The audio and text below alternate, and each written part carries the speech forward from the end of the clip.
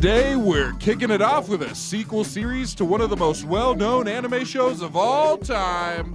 We're gonna attack this one with everything we've got. It's Dragon Ball GT. Let's go. We start off where Dragon Ball Z left us, with the beginning of Dragon Ball GT showing Goku and Oob still sparring and training to become the best. But soon, something goes awry. Pilaf, our old comical villain, returns from the original Dragon Ball series as he's caught trying to use the Black Star Dragon Balls for one of his devious wishes. Pilaf, completely caught off guard by his old rival Goku all grown up now, accidentally makes a wish and turns Goku back into a child by exclaiming, "I wish you were a little kid again, then I could really teach you a lesson or two." Shenron, the Black Star version, which is just as giant as ever but in a dark red form, grants the wish, taking the statement made by Pilaf literally. But herein lies the problem. The wish comes at a high cost, as Black Star Dragon Balls are actually some of the most powerful orbs in the known universe.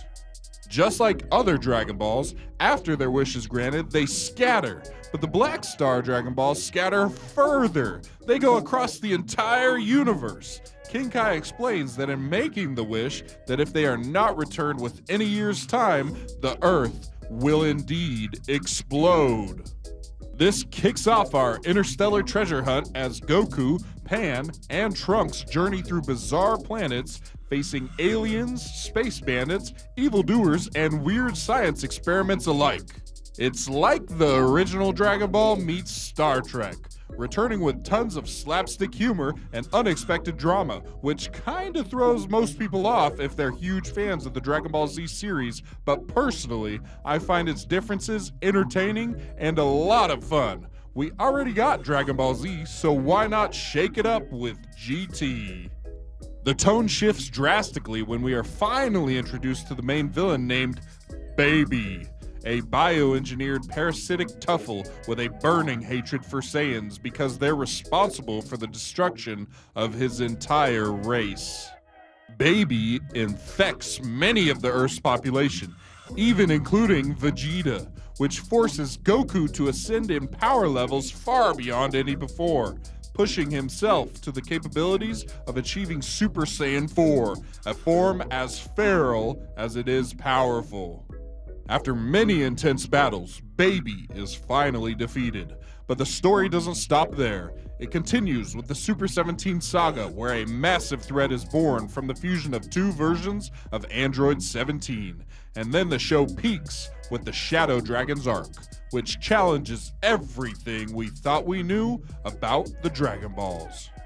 As our story comes to an end, we watch as Goku mysteriously leaves with Shenron, bringing an emotional and symbolic close to a legacy of early Dragon Ball, one that's deeply bittersweet.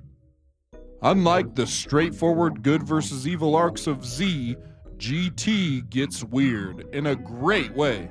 It's full of tonal shifts, experimental designs, and unexpected comedic beats from Toei Animation Studios, who chose to build their own story from Toriyama's amazing prior tales. The animation has some of Toei's slickest work from the 90s, especially during the Baby and Shadow Dragon sagas.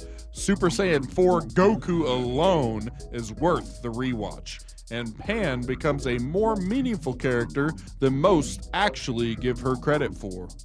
So, if you've skipped out on GT or written it off because it's not canon, I'd recommend taking another look. It's a wild ride full of charm, heart, and cosmic chaos as usual for the Dragon Ball series. It's the Dragon Ball universe trying something bold and different. It may not be perfect, but it's still got soul, action, and style. And in my opinion, GT deserves a comeback tour. Me, personally, I love when stories take a twist and try something new that still fits properly into the same universe. Some of my favorite series to watch are the kind people say they're so bad it's good. Sometimes that statement isn't always entirely true. Everyone has their different opinions on these series, but I think they're hidden gems of a different color. And that's why we're so excited to be giving this series away for this week's Competition Spark. For anyone who subscribed to our Patreon, submit some of your own artwork that you made for a chance to win, and we'll ship it to you for free. As much as I love talking about Dragon Ball and all of its iterations, I think we'll take a break for a minute and come back to the other great stories it has to tell another time. Thanks for sticking around to the end of the episode, Super Saiyans, and we'll see you next time.